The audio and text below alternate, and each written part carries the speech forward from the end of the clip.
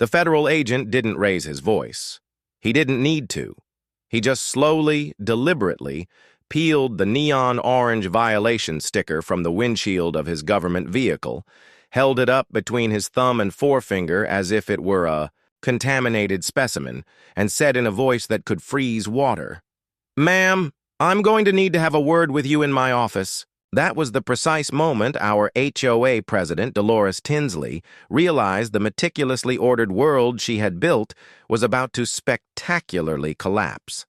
The sticker, I noted with some satisfaction, had been slapped directly over the words, U.S. Department of Homeland Security. I'm Jason Harwood.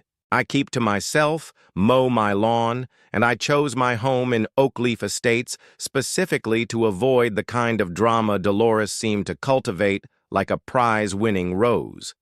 She was the type of HOA president who measured grass height with a ruler and patrolled the streets at dawn, clipboard in hand, hunting for infractions. She saw the world not as a community of homes, but as a grid of potential violations, and she was its sole, self-appointed enforcer.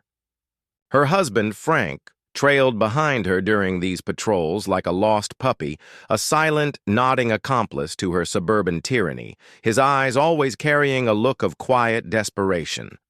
For weeks, Dolores had been fixated on me. My sin, in her eyes, was a profound and unforgivable act of non-compliant parking. A friend visiting from out of town had left his sedan in my driveway overnight, not on the street, not blocking a sidewalk, just sitting peacefully on my own property. This was, to Dolores, a declaration of war. The first warning was polite enough, a laminated reminder of Section 12.4 of the bylaws, slipped under my windshield. Wiper. The second, which arrived a week later, included the same passage highlighted in an aggressive, almost violent shade of yellow, with a sticky note that read, "Disappointed in your lack of cooperation." The third was not a warning. It was a manifesto. It was a 3-page, single-spaced tirade, complete with grainy, time-stamped photos of my driveway, taken at different times of day, and a final, ominous threat to impose daily fines until the unauthorized vehicle was removed. I was, in her world, a repeat offender, a criminal mastermind of driveway logistics. So, when a black Jeep with heavily tinted windows parked in that same spot one Tuesday morning, she pounced. She didn't bother to knock on my door. She didn't leave a note. She saw an opportunity for a final, decisive victory, and she seized it. I was in my kitchen, enjoying a rare, quiet morning, when I saw her march out of her house. I watched as she circled the Jeep like a shark, taking photos from every conceivable angle. She got down on her knees to photograph the license plate, her polyester pants stretching dangerously as she crouched.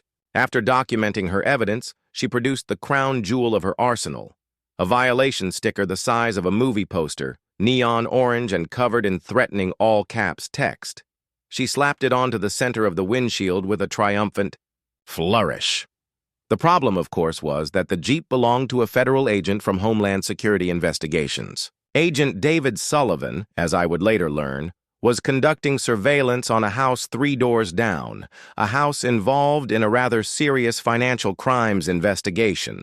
He had approached me the day before, shown me his credentials, and politely asked if he could use my driveway because it offered the perfect, discreet vantage point. I had agreed immediately, partly out of a sense of civic duty, and partly because the thought of Dolores trying to tow a federal vehicle was an opportunity for malicious compliance that was simply too delicious to pass up.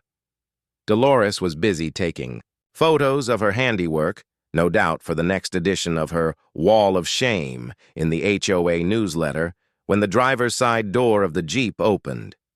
Agent Sullivan stepped out. He was a mountain of a man, at least 6'4", built like someone who bench presses small cars for fun. He was wearing a tactical vest with "Federal Police" printed across the chest in letters you could read from space. "Ma'am," he said, his voice calm but firm, carrying an undeniable weight of authority. "Please step away from the Vehicle. You're interfering with official government duties. His badge was visible. His credentials were in plain sight. Any reasonable, rational person would have apologized profusely and walked away, perhaps even moved to a different state. But Dolores was not a reasonable person. She was Dolores. She laughed. An actual, condescending, dismissive laugh. "Your badge means nothing here," she declared, her voice filled with the unshakable confidence of someone who has never faced a real consequence in her entire life. "This is HOA property, and I am the duly elected president. You are in violation of our parking ordinance, and that vehicle will be towed within the hour if you don't move it immediately." Agent Sullivan's expression didn't change, but I saw a muscle in his jaw tighten. He didn't argue. He didn't debate. He simply pulled out his phone and made a short, quiet call. All he said was, "We have a situation at the surveillance point. Civilian interference. Send backup." Dolores, mistaking his professional calm for weakness, took this as a sign of victory. She began to lecture him about proper procedure, waving her clipboard like a scepter, her voice rising with self-importance.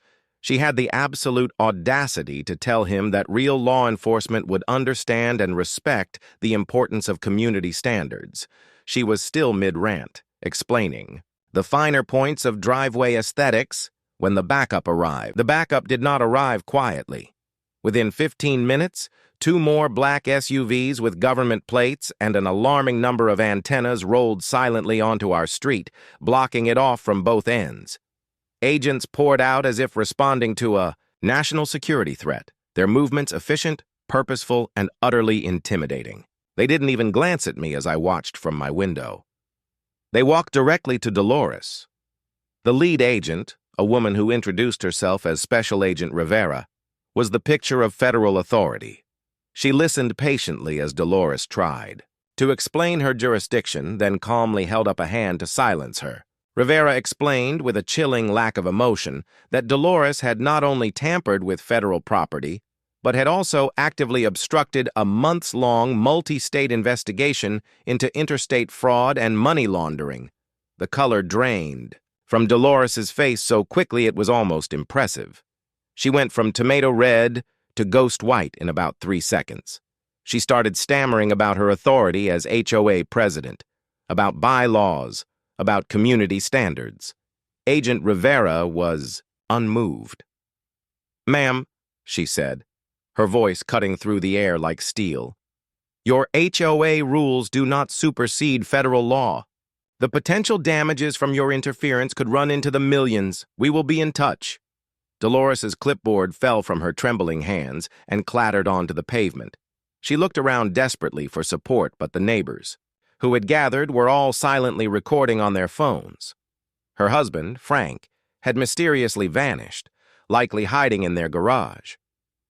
She tried to argue that she didn't know it was a federal vehicle, but Agent Rivera pointed out that ignorance wasn't a defense, especially after an agent had identified himself and she had chosen to defy him. They didn't arrest her on the spot.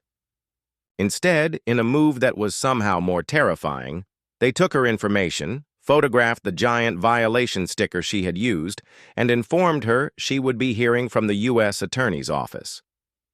3 days later, the HOA held an emergency meeting. Dolores couldn't attend. She was busy being questioned at a federal building downtown. The vice president, a nervous accountant, read from a prepared statement. The board had received notice of potential legal action against the HOA, and their insurance company was threatening to drop all coverage if Dolores remained in a position of authority. The best part? The agents finished their operation without ever leaving my driveway. They arrested their suspect 2 days later, a mortgage broker who had been running a $4 million scheme. During the arrest, Agent Sullivan made sure to mention, loudly enough for everyone to hear, that the operation had nearly been compromised by an overzealous HOA president who thought her clipboard gave her more authority than the federal government. The irony, as it turned out, was even richer. Her interference, her loud, chaotic confrontation, had actually provided a useful distraction, allowing another team of agents to secure evidence from the suspect's house without being noticed. The U.S. Attorney's Office even sent her a thank you note for her unwitting assistance in the investigation, though I'm fairly certain it was sarcastic. 2 weeks later, the HOA board voted unanimously to remove Dolores from her position. She showed up to the meeting in a designer suit, trying to project an aura of control, but her hands were shaking. She attempted a speech about her years of dedicated service, but was interrupted by a question from the audience about the $20,000 legal bill the HOA had just received for her actions. She had no answer. Her final tally came a month later in a federal courtroom.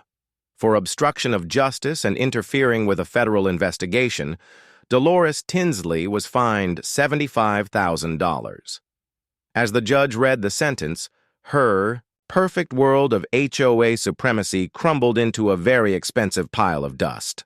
The look of complete, uncomprehending shock on her face as she tried to process the number was worth every minute of the HOA drama I had endured.